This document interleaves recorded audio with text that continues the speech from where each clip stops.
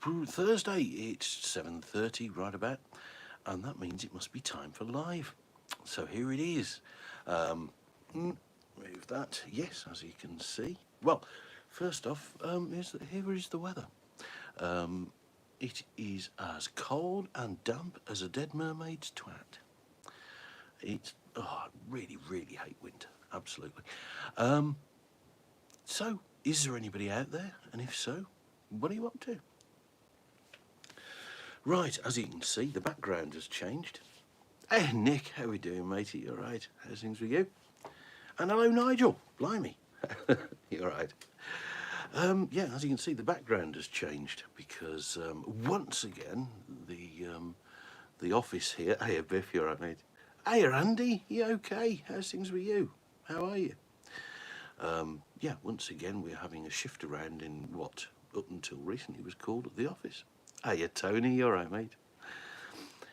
And yeah, once again, I've had to shovel up all my rubbish and find even more stuff to throw away. You're early, yes, by a number of hours, I think, aren't you?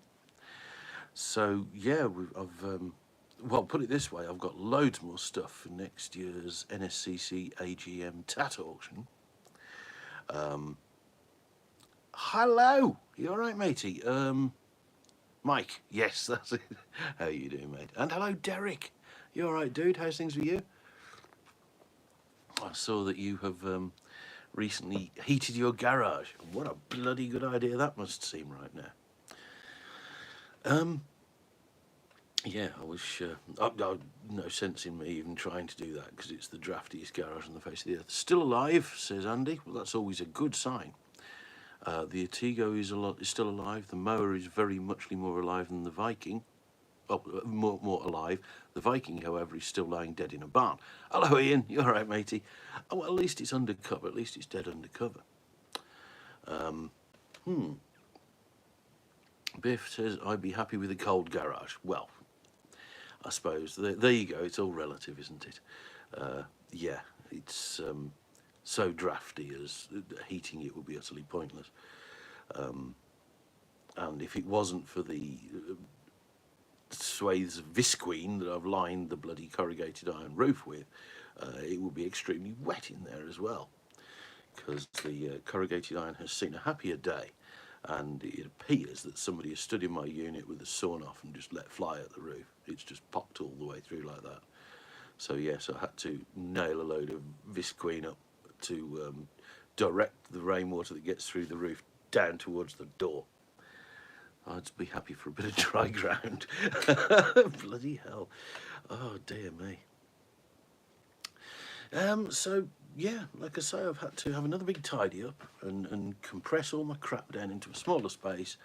And I think if I get moved any further, I think next week's live will be coming from the back of the van on the drive, or possibly from next door's shed.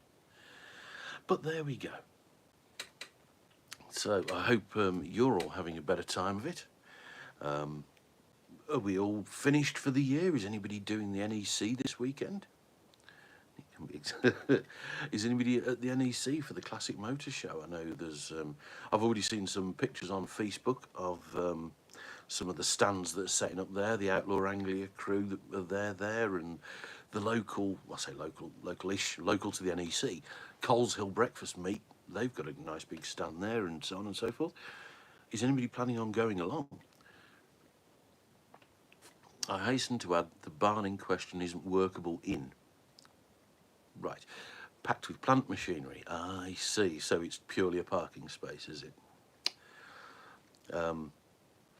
Yeah, well, that's the thing. It's like I've got that relatively dry-ish workshop, which it's got the my Mustang shell in it that I haven't been able to do any work on for a couple of years now. So that's sat at the front. In front of that is the Holy Toledo, which progress has utterly stalled on that for at least, well, neck end of a year, basically ever since Unpaid Intern 1 got his motorbike. So I've got two stalled projects sat in the dry, and all my lovely other cars sat out in the pissing rain. Just a spot to keep the rain off. Well, it's a bloody good idea. I don't know about you, but you were rattling down again this morning. Oh dear. And they've picked now to between, I think it's about 15 miles from home to work. And in that space, there are currently 2 overnight road closures with diversions and lots of other roadworks. And I thought, oh, it seems an odd time of year to be digging up roads and whatnot. But what do I know? And yeah, an odd time of year. And they must be delighted about having to work overnight in the pissing rain to repair the roads, which is probably why the repair jobs are often not that much better than the roads pre-repair. The before and after photos don't look that dissimilar. But there we go. So,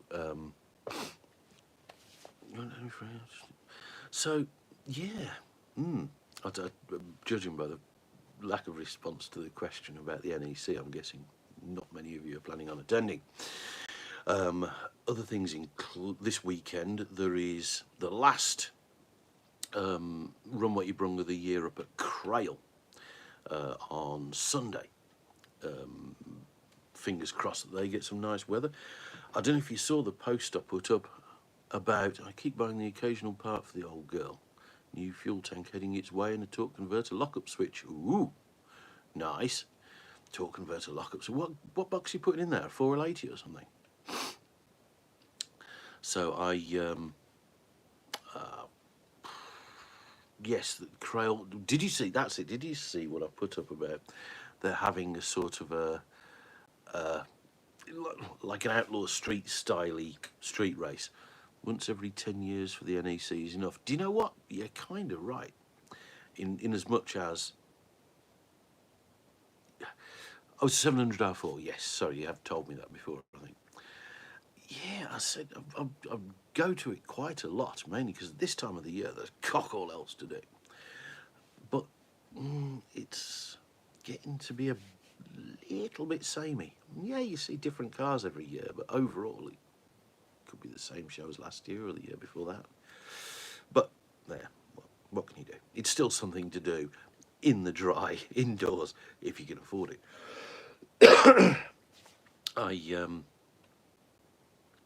Yes, Saturday night, Outlaw Street are holding their sort of prize-giving event. And also Saturday afternoon and evening, Street Eliminator are holding their sort of AGM meeting and prize-giving event. Like a 4L80E, just minus the bullshit computers, yes. Or effectively, it's a 4L80 then, isn't it? Whoa, crikey, get out and walk. So, yeah, James and I will probably... Oh, I haven't been to the NEC show for a couple of years. Used to enjoy it, but prefer... Well, quite, yes. And I can't imagine why. I refer you to my previous cold, damp statement. Yeah, I could... I can definitely see... Well, I can see the appeal of a Mediterranean island at the best of times. At this time of year, definitely. And yes, so James and I will hopefully be part. I'm James's +1.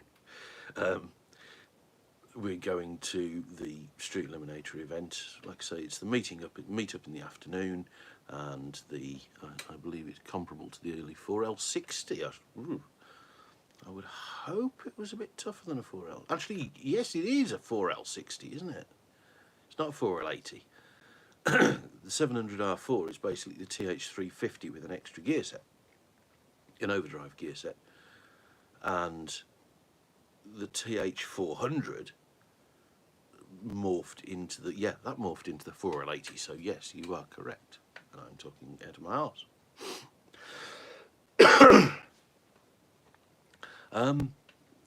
What other car stuff has I got going on? Oh, does anybody need a set of EBC red stuff brake pads for a Chrysler 300, which I have bought and now have no car to fit them to?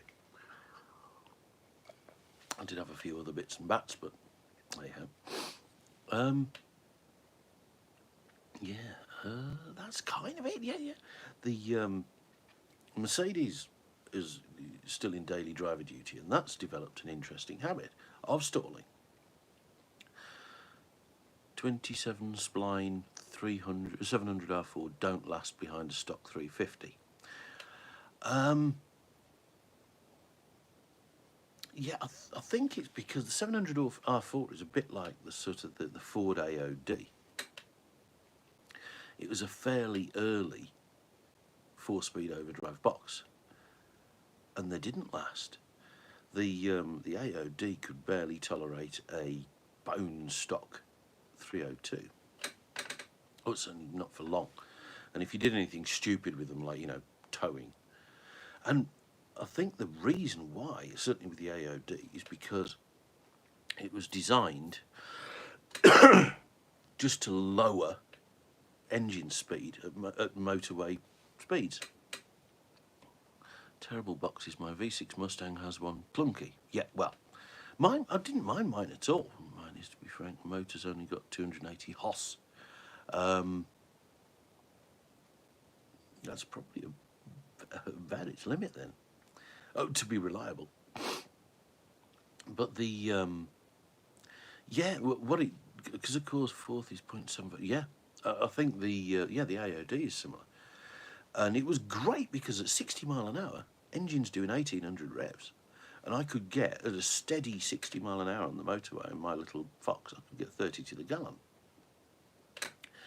However, because the engine is turning that slowly relatively, and the gearbox, because it's an overdrive, is working quite hard, the engine isn't going fast enough to pump enough fluid through the trans, and they wear out really quick and start to slip. But until that time, it was lovely. However, yes, I did eventually just wear the bugger out. And I know there was another gearbox, another version of the AOD that came behind something else. Was it the Thunderbird Super Coupe or something like that?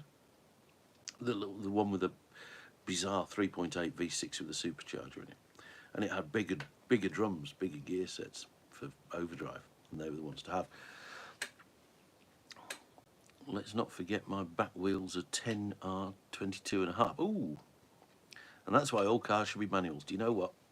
I really wish I'd built my blue Mustang as an auto. That said, I really, while it's a manual, and I say while it's a manual as if I'm going to change it to auto anytime soon, I really fancy taking it on a track day. I was thinking of doing one before the end of this year, but I think about a lot of things that don't end up happening. And yeah, it was after that sort of parade lap type thing we did at Alton Park, and we went tonking around the track, and I was allowing myself a bit of space between me and all the Corvettes in front, and then hoofing it and throwing it into bends, and the bloody thing wanted to stick, and I thought, this could be a riot on a circuit. Prior to that, the last proper sort of circuit activity I did was years ago in my red Mustang. God, it must be at least 10 years ago, probably nearer 12. Where, yeah, at Mallory Park for the Practical Performance Car Magazine PPC at the Park event, where I'd gone along and somebody who had bought time slots for the track, it was Simon Boot, yeah. You know, the bootlegger Camaro. Well, he'd taken that along, wanting to throw it around Mallory Park. If you do, don't go to Blighton Park. That's for nippy car.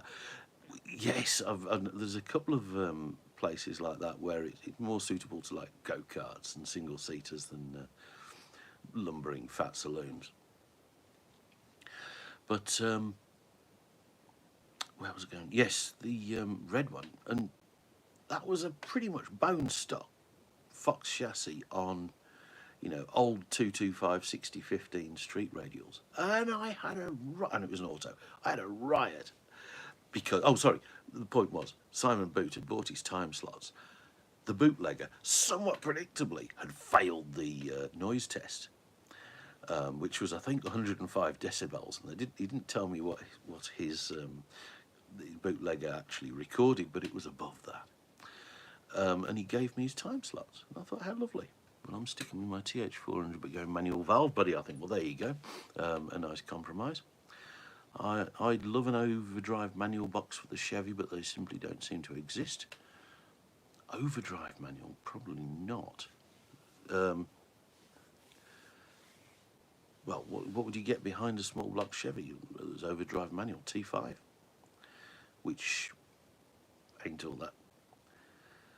The PPC days at Mallory were ideal for us, 15 minutes. Yeah, it was such fun. And I thought it's been a long time since I had this much fun with my trousers on. And I always thought I really want to do this again. Yeah, like I said, that was 12 years ago. I haven't done it. Mainly because shortly after that, the red Mustang just rotted out. Stick a gear vendor's unit on for OD. Aren't gear vendor's units basically old Laycock overdrives like you'd find on the back of a Triumph Spitfire gearbox? Which, for some reason, does James Murray remember at Mallory Park? Quite vividly, yes. He still mentions the fact that in between him losing it at the hairpin and hitting the barrier, him and Womble, his passenger, managed to have a conversation that basically sort of went, "Oh, well, we're off then, are we? Right? I think we're going to hit the barrier. Yes, I think you could be right, James." Clunk. Because yeah, once it lets go, there's not a lot you're going to do with it.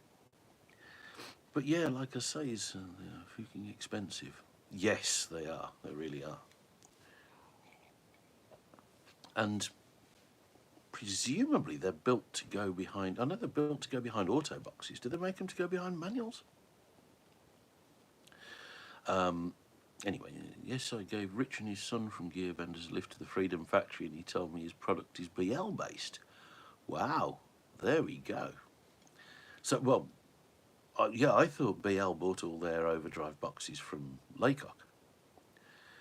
But, like I say, they fitted those overdrive gearboxes behind everything from, yeah, 1300 Spitfires up to Jaguars and whatnot. They seem to be pretty reliable, and I don't remember them ever sort of like wearing out. I mean, they're only a planetary gear set, aren't they? But when you've got people sticking them behind 1,000 foot-pound of torque big blocks, they seem to do it. Probably look for a 4L80 with a micro squirt once the 700R4 spits the dummy. Yeah. Although, step one, get the truck on the road. And I say that as if I've got any right in the world to be telling other people to get on with their project. Yes, I've spent 10 minutes down at the unit in the past week, and that was to hand over some back rent to the landlord. That's all I've accomplished in the past week. Like I say, in the back of the Mercedes is the new interior blower motor, because yeah, it has no interior fan, so when the windows steam up, they say it stays steamed up. A GV box has a 17% reduction. 17%? I thought it was more than that. Anyway, keeping on the New Year's resolution, doing something every day. That's a good call. Oh, I like that. Yeah.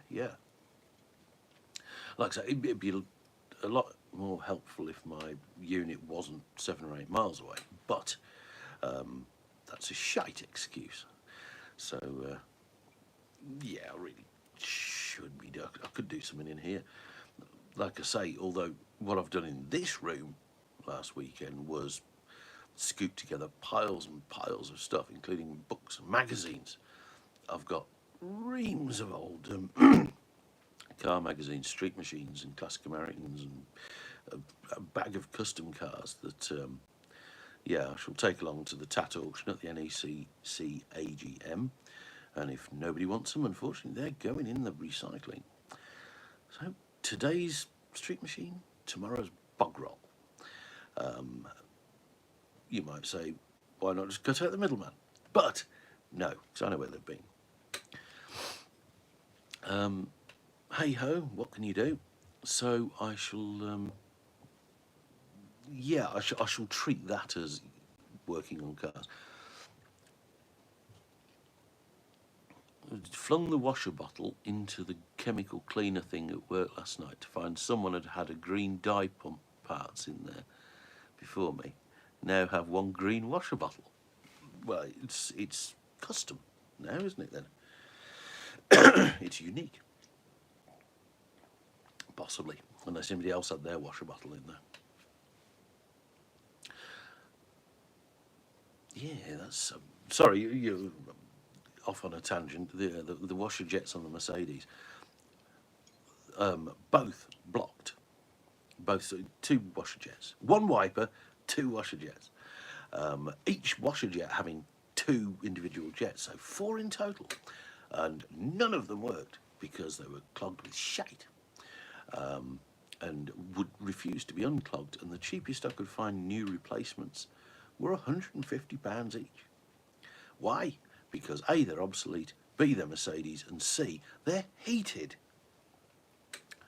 So I went on eBay and bought a pair of Ying Tong Tiddle-I-Fo universal replacements, which work. They don't fit. Well, they fit badly, but they work. However, I've only fitted one. So I've got gallons of water on the driver's side of the screen and bugger all on the passenger side. I will have to address that. But the problem is that there's this sort of bizarre black crust that's formed on the inside of the 5-litre washer bottle.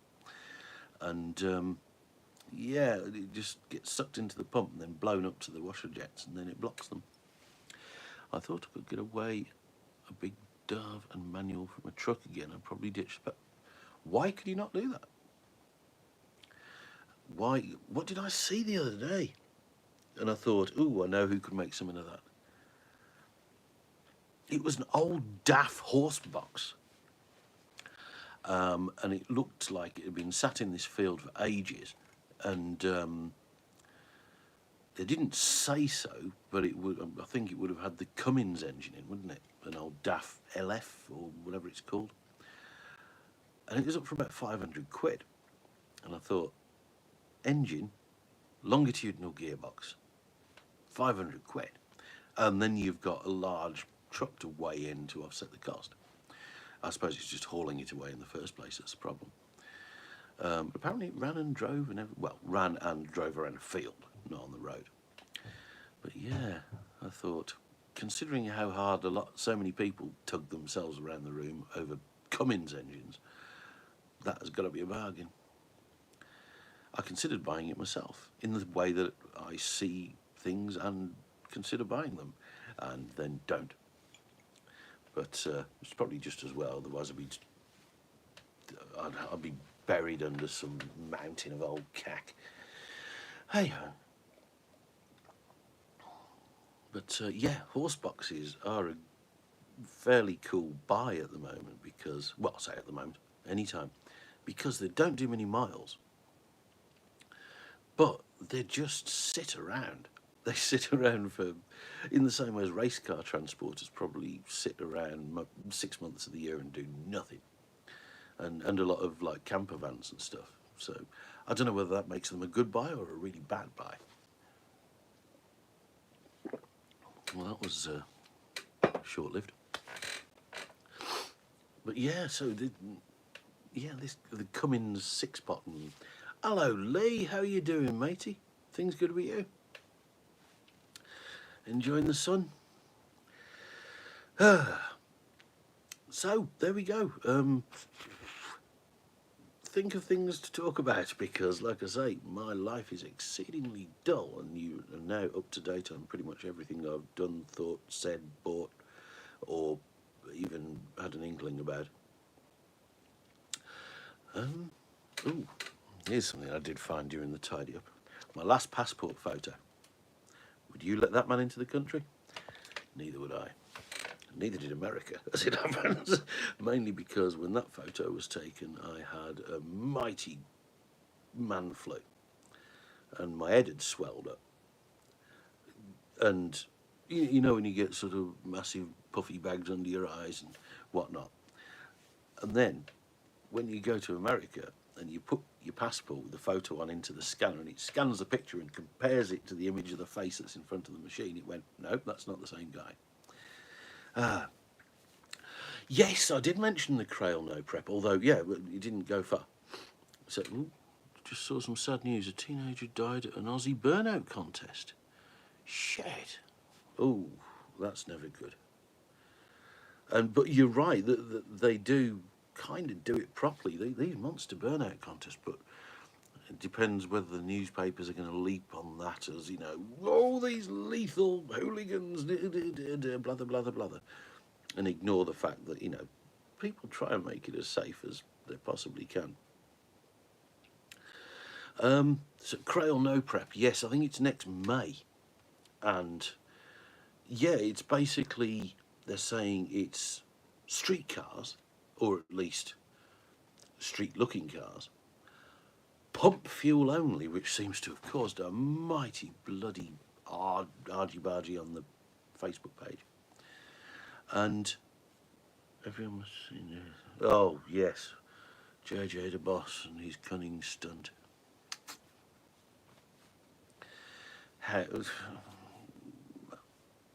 Can't say I'm surprised, really. But as somebody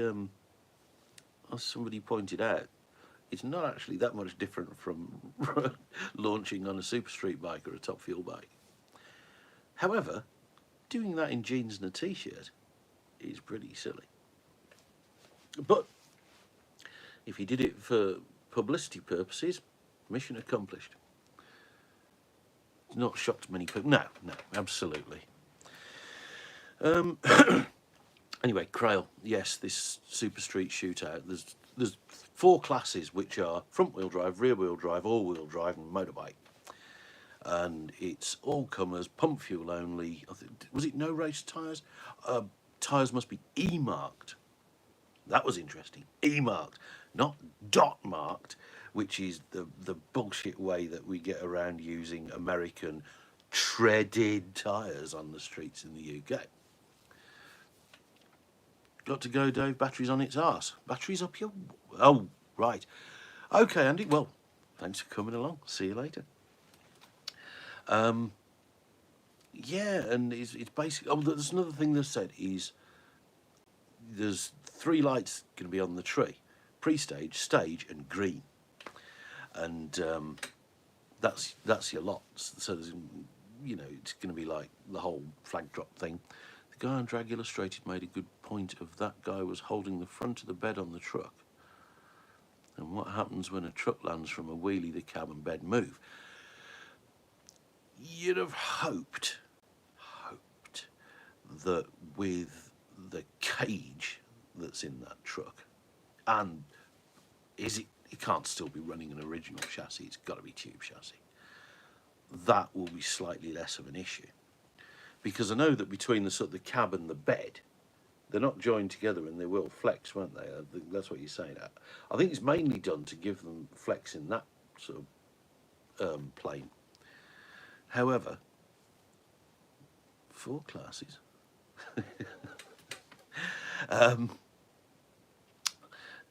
Yeah, so that's a good way of finding out how close to your knuckles the back of the cab is going to get. It's a hell of a way to find that out. But like I say, if the guy's done it for publicity purposes, how many times has that video been shared, do you suppose? Admittedly, half the people who have seen it are going, well, yeah, America, and the other half are going, what a tit.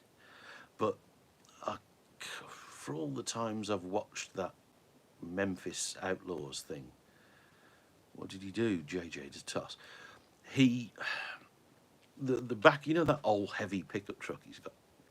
The back of the bed has got a sort of a tonneau cover, well, you know, a raised bed floor. It's basically flush with the bed sides. And he was lying on his face with the crash hat on, holding onto the front of the bed with his feet against the tailgate. Well, whoever was driving launched it with a massive wheelie at the track and buggered off down the track with him on the bed. Different form of feeler gauge. Well, it's like, yeah, nature's feeler gauge, isn't it? How big's the gap? Stick your finger in it. Oh, sorry, missus. Yeah. Oh, yeah, he's a bright boy. I noticed he, like I say, he was wearing jeans and a T-shirt and a crash helmet, which tells you everything you need to know. Yeah, I remember once at the old PDRC AGM, we were talking about regulations and specifications required for crash helmets. And Mr. Murty said, well, for God's sake, when people were grumbling about the cost of buying new crash hats, he said, for God's sake, he says, if you only value your head at £10, then stick it in a £10 crash helmet. And Moose, who was sat a few seats from me, says, has anybody got a £2 crash helmet? Yeah.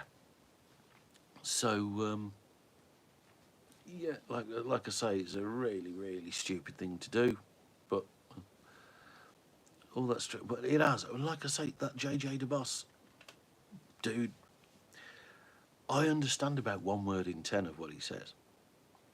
You know, all the whole street racing thing, he's okay, great, he makes pretty good telly. But it's reality TV, so I don't know what the ratio is between what's reality and what's TV. It could be 20 to 80. But there are some frankly, I don't care, because there are some really cool cars that are finally getting on the telly. Best series has been the new Streetcar Small Tyre one. Yes, which I've still not quite caught up on. I've still got like 4 episodes of that to watch. Thought it was a dummy. And you were right, Mike. Can't fix stupid. I've never done anything like that. Axes and flip-flops, sprinter. Yeah, and it never did you any harm, did it? But yeah, you can fix stupid in a fairly brief, brutal and terminal fashion, which is what would have happened if he'd have come off of that bloody pickup bed. Because, you know, I don't care if you have got a crash helmet on, and a T-shirt. If you go rattling along the tarmac at whatever speed that truck was pulling, you're going to know about it. And I mean, we've all seen videos where people have come off, you know, really, you're keeping stum. For once in your life, you're keeping shut. It's, you know, you look at the gear that these top fuel bike and the really fast bike riders are wearing. I don't know how they can move. There's that much sort of Kevlar, carbon fibre and this, that and the other. And for bloody good reason. And when they do go off the bike and rattling down the track and bouncing off the fecking walls and then stand up, you've got to figure that it's doing its job. You don't see many top fuel bike riders going down there in jeans and a T-shirt. So, yeah, the guy's a tit, but he got away with it this time. And several million people have seen that video of him doing it. Like I say, mission accomplished. I can't imagine that the people who run the track he was at were terribly pleased with it, because it means that either they sanctioned it, which would be very poor form, or he managed to do it without them noticing, which is equally poor form. But yeah, there we go. Yeah, so look, like I say, the new current street outlaws, or currentish, with, you know, the small tyre street cars, is cool. It's good, and I can relate to those cars. Track banned him and the body he did it under instantly. Whoa, okay. So they found out fairly sharpish, presumably while he was doing it. But the thing is, if they were in the normal sort of office stroke tower spot at or behind the start line, they probably couldn't see what he was doing, because there were 40-odd people stood on the bastard start line, and that does my bonce. And it's the same on the TV show. Maybe 1 or 2 people on the start line. I don't know who was driving in this case, because, but let's face it, J.J. DeBoss was probably related or married to them, or possibly both. Yes, I think cyclists are the worst. Imagine coming off your bike at 40 miles an hour and sliding down the road clad only in lycra. You probably generate quite a bit of electricity. In fact, ooh, that's a good. I wonder. You know, all these. I mean, it always puzzles me that, you know, all these people going out on their bicycles and wearing the full lycra gear and this, that, and the other, as if they're in the Tour de France. You're pedalling up a B road in Staffordshire, mate. You're not in the peloton. And that would be a bit like me on a Sunday getting fire suit, balaclava, boots, hands device and crash helmet to drive to Tesco. But if they insist on wearing lycra, then surely having a sort of a lycra or similarly synthetic material on the saddle, you could connect some, you could use them as sort of a generator. They could power their own lights. Because surely the friction, especially as most of the people I spot who are wearing all their lycra on their bicycle have a body shape similar to mine, means that the friction between arse and saddle must be generating some current. So I suppose, yeah. And obviously, you know, if you lift your arse off the saddle, it acts like a clutch. So that, you know, oh, lights are getting a bit bright, I'll stand up. Oh, they're getting a bit dim again, I'll sit back down. There we go, and see where I'm going now. I wonder. So, although I suppose, like I say, when you're generating that much friction between arse and saddle, I don't know, airflow will probably cool it. But then, how hot would it get? Because, I mean, if you drop your guts, boomf! Monkey Dust, a really good sketch about cyclists. Why can't they put a generator in the hubs? Oh no, I've tripped whilst walking before and took the skin off my hands. God forbid travelling. Yes, I could charge my car off them if I could find somewhere to shove my plug. Oh, you just need to look harder.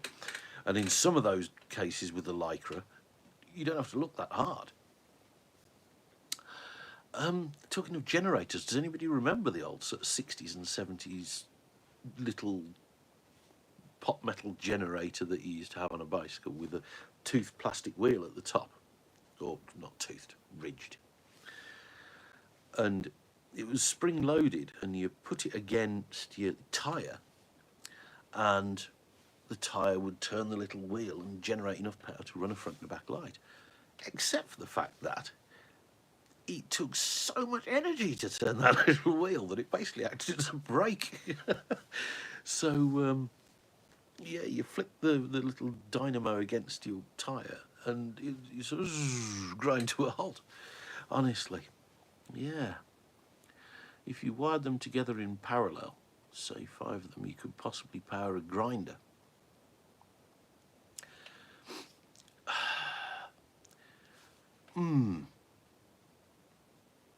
Yeah, I'm just thinking about having 5 cyclists all sort of presumably buggering off in the same direction. You'd need a very, very long extension lead. And then when they finally did reach the limit of the extension lead, it would either pull the grinder out of your hands, or all 5 bicycles would simultaneously stop and they'd go over the handlebars, which would be as funny as monkeys. But you wouldn't be able to see it because you'd be looking at what you were grinding.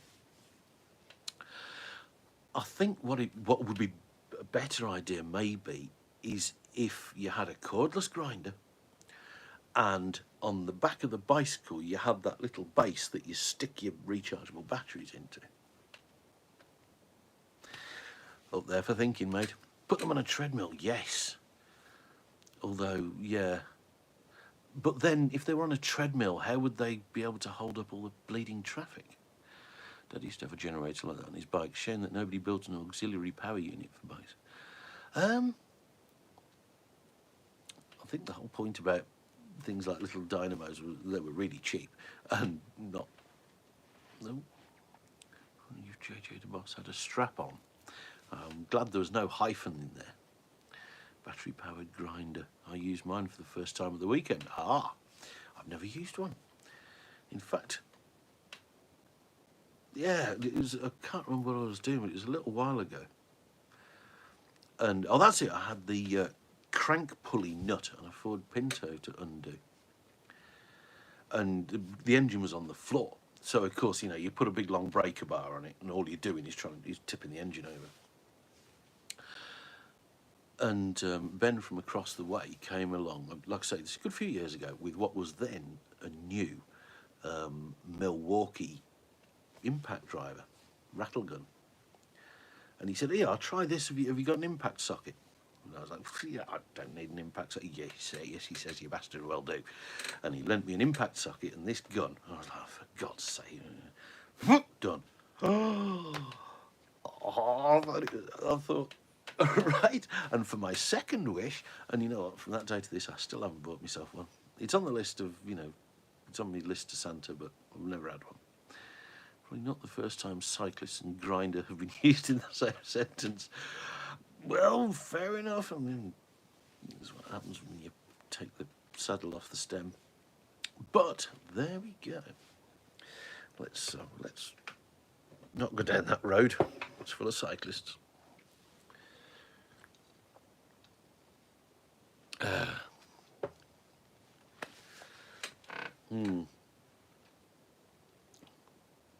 But yeah, you couldn't have, as somebody said earlier, treadmill.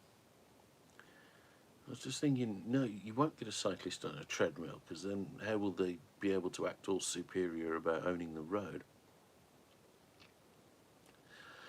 No, can't be doing with it. In fact, if you could get enough cyclists together to power a grinder, the first thing I'd do is cut all their frames in half. Where I live is very near Cannock Chase, which is an area of outstanding natural beauty, unless I'm on it. And it's a big sort of country park type thing, and very popular with mountain bikers, or ATVs, or whatever they call them. You know, all-terrain bikes, yeah, that's it. HH, hello. Not Howie, is it? So I'm trying to think of who I know with the initials HH, and Howie is it at the moment. Yeah, mountain bikers, and occasionally you'll hear them talking at the top of the path there. And I was outside with the blue Mustang last year. And yes, Howie, how you doing, matey? You all right? And yeah, one of them was talking about this, the frame of the bike he was riding, and oh yeah, it was carbon fibre, and it's this, and it's that, and it's the other, and I got it for $5,000. And I thought, bugger me, Hollow, you have more money in your fecking bicycle frame than I have in this Mustang. How can that be right? Especially when you look like a tit. And I've got a Mustang. But there we go, what do I know? Oh God, $5,000 in a bicycle frame. I don't get it. And mountain bikes, MTBs. Yeah, I don't know what they're called. They're fecking bicycles, aren't they? In my day, you had a race or you had a BMX. Never the twain shall meet. Or a bloody rally grifter, which weighed about £100. I found out that Lambretta made a car that had a 125cc engine. Yeah, was it Lambretta? Was it a Lambretta? Or was it a Willem or something like that? Oh, actually, no, you're right, it was Lambretta. And yeah, it had a 125cc engine. And it was designed by a bloke with an Etch-a-Sketch, wasn't it? It was front, bonnet, windscreen, van, back doors. And that was it, it's totally square. And the wheels are about this big. Yeah. I have a few battery Ryobi tools, grinder and half-inch impact gun, being two of them. They work well for the price they are. Always go for the highest amp battery you can. Yes. Ryobi. Yes, they're the sort of the bright green ones now, aren't they? 5K is now for a mountain bike. Well, apparently so, but this was the frame. And was he competing in some international bloody sporting event with big prize money? No, he was going to piss off the dog walkers on Cannock Chase. And, well, whatever. Yeah, I mean, and the one thing I did notice, which is common to all of them, is that they don't have a rear mudguard. That rear mudguard would add 4 or 5 ounces to the overall bicycle. But if you don't have one, then you get to charge around with this big brown stripe from your arse crack to the back of your neck, so it looks like you've got fucking dysentery. International bragging contest. Oh, isn't it just? But, hey-ho. It's, yeah, but I just don't get it. I mean, also round there's a, yeah, lime green 1 plus 18 volt. Yes. I believe that they are reasonable budget models. And I keep thinking, when I've got a bit of money, I'm going to buy myself one of them. Yeah. And I'd love to buy one of the M18 Milwaukees, because I've yet to hear anything bad about them. In as much as, you know, you can do it like with them and they will just keep on ugga-duggering.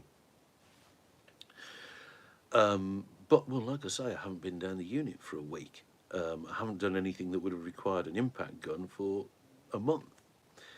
It doesn't really warrant the investment, does it? Yeah, anyway, so down there's a lake with the local angling club.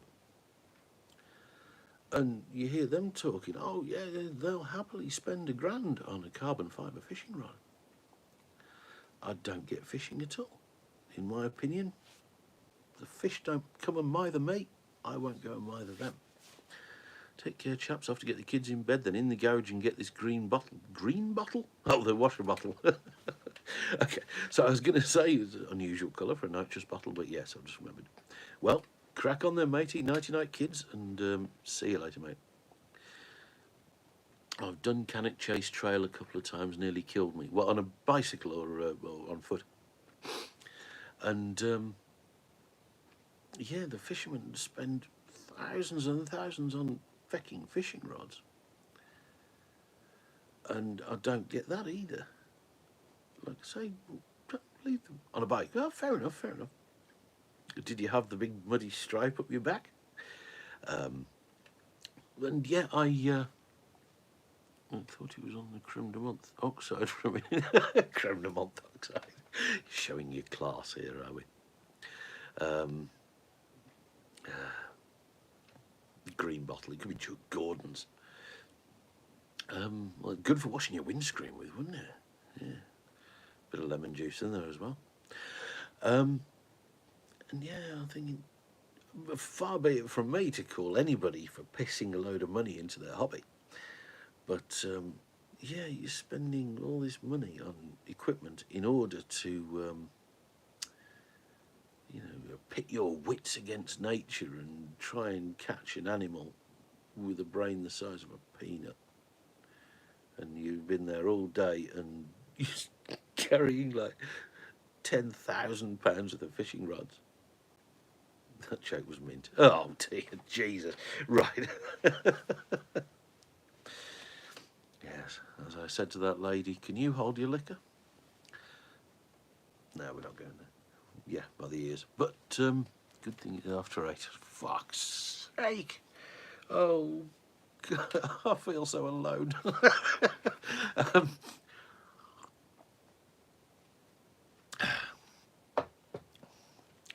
Yes. Brute would not wash your windscreen well. It would make it smell nice, but it wouldn't wash it well. The creme de menthe definitely wouldn't. Yes. And sorry, I'm just thinking other things that come in green bottles that could be amusing. Brute, fucking brute.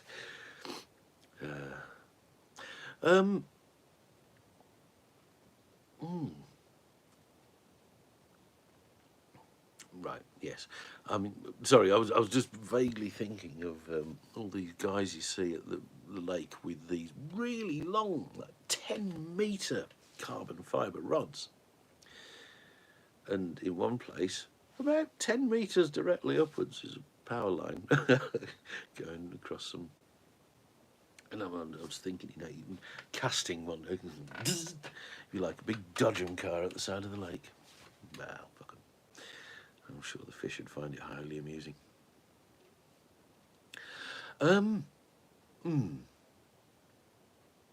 Yeah, right. I'm hoping that's the last of the mint puns. Right, come on, you'll have to say something because I've got cock all else to talk about. The Pope used to drink creme de menthe by the pint. Yes, his puke smells nice though. Well, there's a happy thought. The Pope's chunder. Bright green, but, ooh, minty fresh. Oddly, was watching an old Home Improvement episode, and he did exactly that on a light socket. Really? Oh dear. Oh, Home Improvement, yes, with Tim Allen, who's quite the hot rodder, I believe. Carbon fibre conducts real. Well, exactly, yes. Like I say, you touch that power line and you would be like some human dodgem car.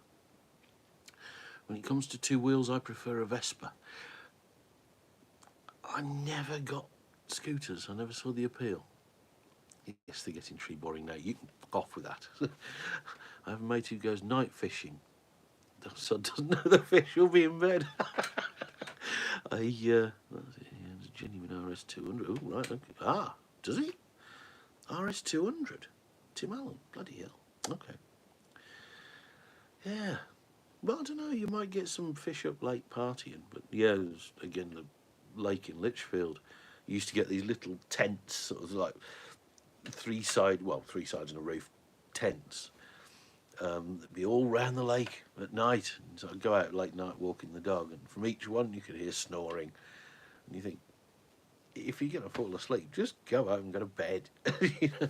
Anyhow, whatever. Most interesting calf sale this week had to be the Hillman Hunter estate. Yes, I saw that, and I did think that's not a lot of wheel for that vehicle, and I would imagine that tyre life would be measured in a couple of minutes. Took it for a spin with Jay Leno. Right, okay. That Hillman is lovely. Yeah, it is cool, and it's Hillman Hunter estate. Frankly, a stock one would be interesting. But yeah, one with a sucking great big Pontiac in it. Intercooler could do with changing. Well, it could do with concealing. I don't mean stick a bin bag over it or something, because that might kind of defeat the purpose. I mean sort of, rather than have a shite and briny intercooler hanging under the front bumper, it could do with maybe blending in a bit better. Otherwise, it does kind of give the game away. Although, yeah, you'd be more inclined to think, why has that stock Hillman Hunter got an intercooler? But yeah, it did look like it had 13 by 5 inch rims, didn't it?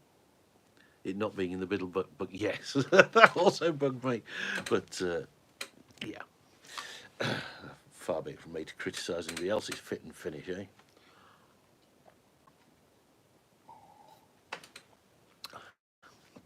The fact is, it's built and working, which is nice. What else did I see this week that made me think, oh yeah, that'll be cool?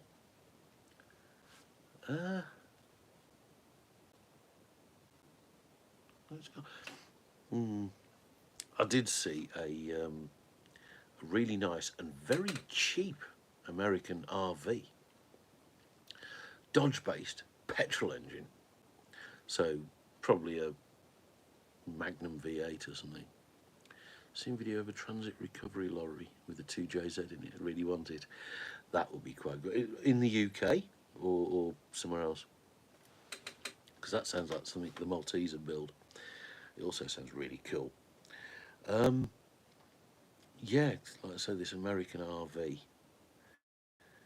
And it was dead cheap, and apparently runs and drives and everything. And I thought that'd be cool. And then you saw the pictures, and they've stripped the interior out. And I mean, the interior, including the floor, have been stripped out to the extent that there's some like sort of wooden battens, no floor, and all that made me think of was, ooh, carpet or checker plate, and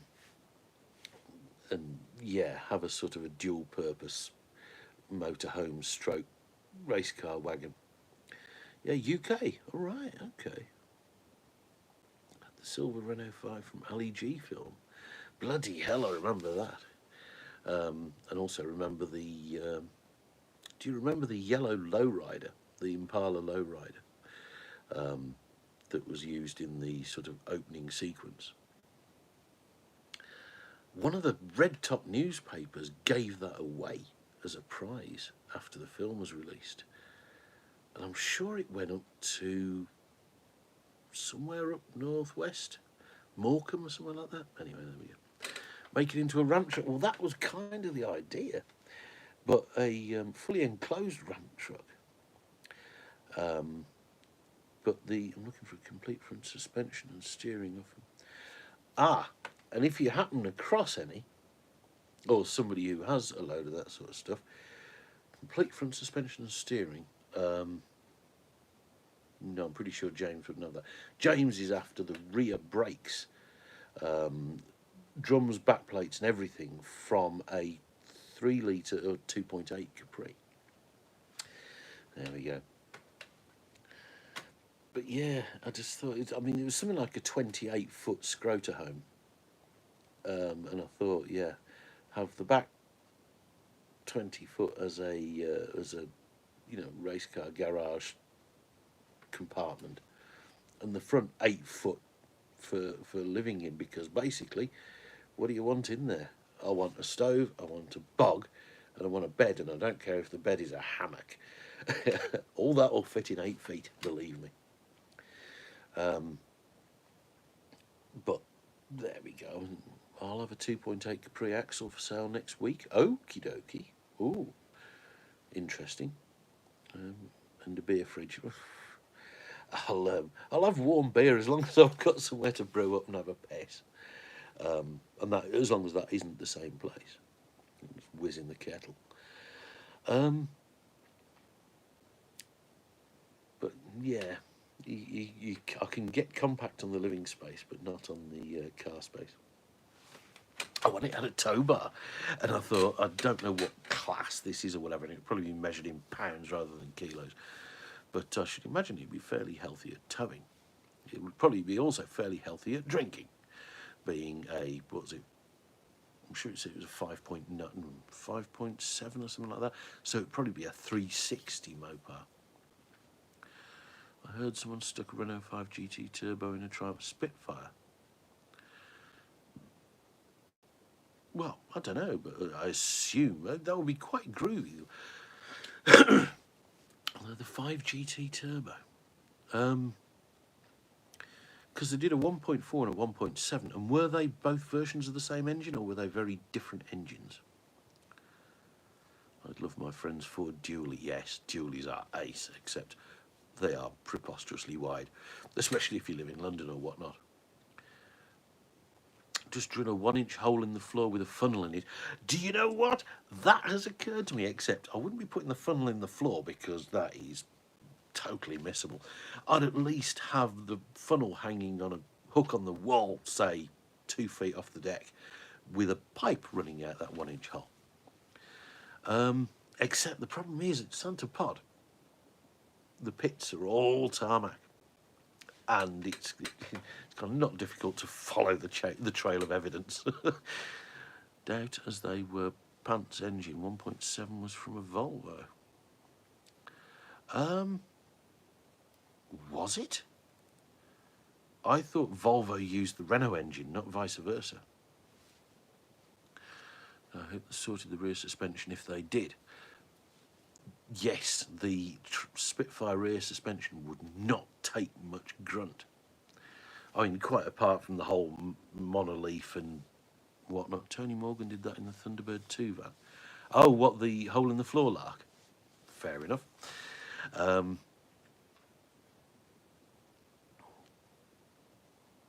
Yeah, like I say, it would be quite simple. Or, thing is, if you're on tarmac, then have your funnel on a nail in the wall with a pipe leading to an empty 5-litre oil can or something. Actually, no, not a 5-litre oil can, because they tend to be opaque, so you can't really see when they're full. I mean, I know they have that tiny little strip along one edge, marked off at arbitrary intervals that supposedly mean 1 litre, 2 litre, 3 litre. Maybe the 1.7 wasn't turbo. I think it was still turbo in the 5 GT Turbo, but I don't know. I don't know at all. I assume that he used Vitesse stuff.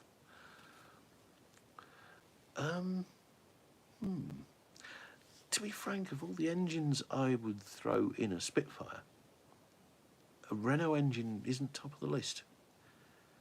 Oh, I think I would just find a really good, inline four-part. I mean, the current favourite is the MX-5 engine, and why not? Crap for cornering too. Vitesse or GT6 is a vast improvement. Aren't they all the same underneath? Renault 5 GT were all 1.4. Is that right? Okay, now I thought later 5 GTs used the 1.7. Because the 1.4s were great as long as you could keep the head gasket in it, am I right? In fact, Gasket told me this, that they launched the 5 GT Turbo at Santa Pod. That was the press launch. Tony's toilet into my open toolbox underneath it. All right. I mean, I'm not laughing at your misfortune there, Derek, but oh dear, bloody hell. That's taking the... that's unfortunate. I know a lad with a Mini Clubman estate on an MX-5 chassis. Yes, and they do sort of have a chassis, don't they? You can unbolt the body and have the chassis, which does open a few doors for IVA. Anyway, not sure about when you download dark matter and log off. I suppose it depends on the size of the neck of the funnel, and if you have a flushing system. And I suppose as well, if you do have a flushing system, then you'd need a U-bend beneath the funnel. I remember the advert for the 5 GT Turbo with Nicholas Parsons. Bloody hell, I don't. Crikey. But yeah, I mean, if you're gonna crimp off a bum baguette into the funnel arrangement, it'd have to be like a sort of a train or an aircraft bog, where there's some sort of vacuum arrangement. However, I suppose if the vehicle was moving and the pipe was just poking out the floor, then the sort of the vortex effect of the air rushing past the end of the pipe, the plumbing version, not yours, would create a sort of a low pressure which would have a vacuum effect.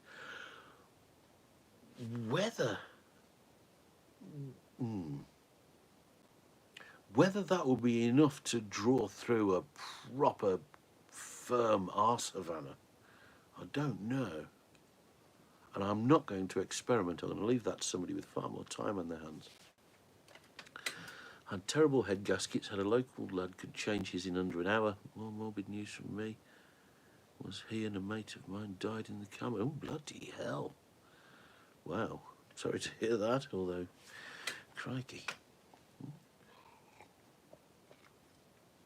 You wouldn't want too much vacuum or it would turn you inside out. Oh, for God's sake, that's only if you're going to park your cheeks onto the funnel, which I don't recommend anyway. Certainly not if you're going to use it later for decanting something or for any other kitchen purpose. But yeah, and you would not want to sort of seal your cheeks against the funnel, because that would, you would turn yourself inside out, and the police would just find a sort of like a 6-foot-long marigold glove lying on the bloody road and splash it all over the chassis and underside of your RV. Well, again, it depends the location of the cack hatch funnel arrangement in the vehicle. I mean, if it was like immediately in front of the back bumper sort of thing, then no, it would just pebble dash anything following you. And if you just passed a Rema cyclist, that would be hilarious.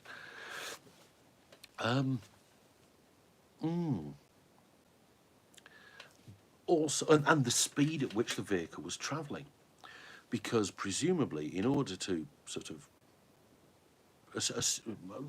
I don't know what the scale of firmness is, but it would have to hit the road and then sort of splash back in order to coat the underside of the vehicle.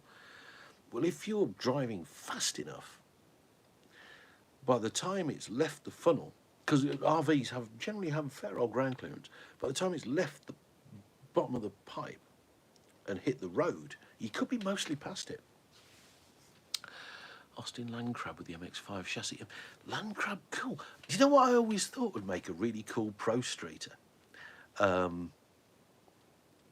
JV6. Is that the one out of the Honda Legend and whatnot? Put a turbo on the end of the pipe with a blow-off valve.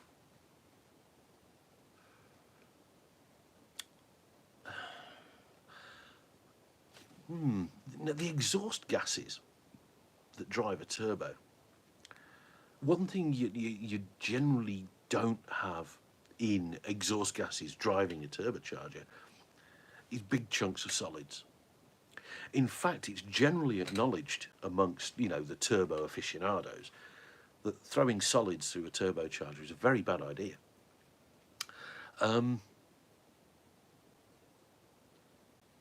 Yeah, and you don't want an upstream wastegate.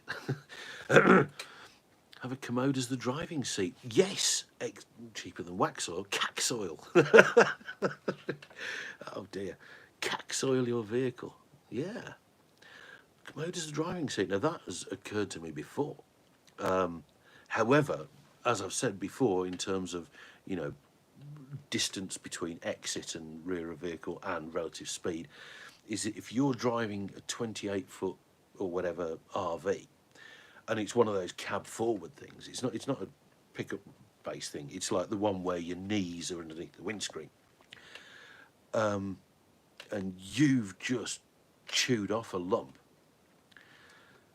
but it goes straight down, hit the road, bounce back, and basically it'd be like a pinball as you're driving along. It'd be sort of, you'd come out the bottom, all along the bottom of your vehicle, and you wouldn't want to spend the weekend in a RV where the underside has been shelled by a tomtit. Morris works for BA suggests using aircraft parts so you can get the equipment from aircraft junkyards. I don't honestly know of any in the UK. Food Ninja be better. Food Ninja? What? I'm not sure what that was in response to. Commode on an air spring. Oh, yeah. Now, that is the way to travel. That is some first-class dump station right there. And if you turn the B round on the turbo battery, a finishing touch. Yes. Oh, dear. Commode as the driving seat would mean driving with your trousers around your ankles, which would make pedal operation difficult. Well, that's the thing. I don't know if anybody else does this, but Mercedes is an auto. The previous Lexus was an auto. I've had quite a few autos. And years ago, I read, I was reading a magazine, I think it was Cars and Car Conversions, and there was an interview with Hanno Mikkola, famous rally driver who was opening a sort of driving school.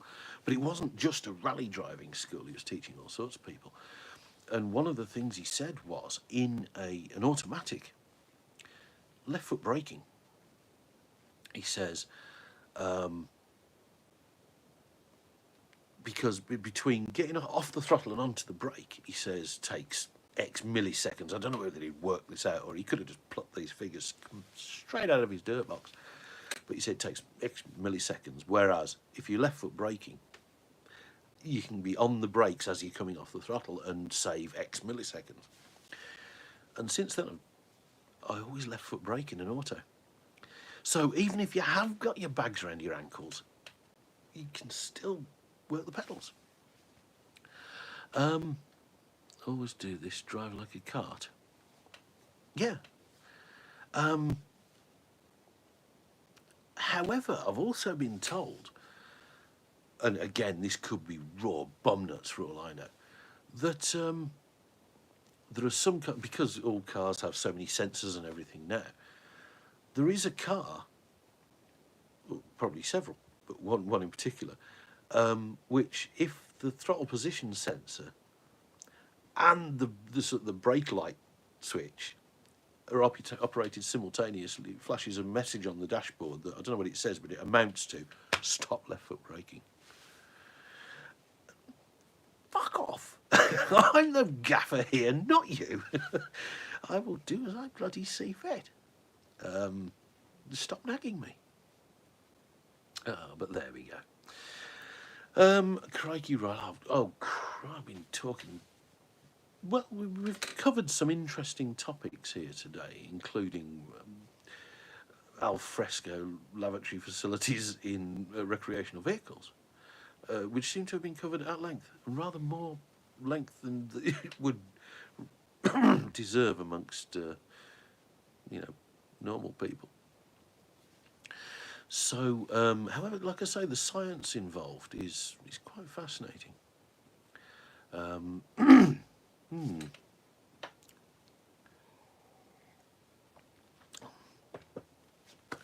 So, there we go. I've been rattling on for 70 minutes, and I think that is quite enough. Because I always wanted to change the F model name on my other half, Skoda Fabia. And of course the Skoda Fabia's predecessor, the Fellatio. But yes, that would be quite cool. Right, I'm going to bugger off. So, if anybody else has anything to chip in with, please do so right about now. Otherwise, I'm just going to sod off. Screw you, frankly. So, yeah, if you've got anything to chip in, do so right away. Because I still haven't had my dinner. Look at me, I'm wasting away here. Right, so there we go, folks. Thank you ever so much for coming along. It's been most entertaining and probably a subject for the psychiatrist's Christmas party everywhere. So thank you very much. I will see you all probably this time next week. If you happen to be at the Street Eliminator AGM and whatnot on Saturday, I might see you there as well. So yes, thank you ever so much. I will see you all soon. Good night. Bye-bye.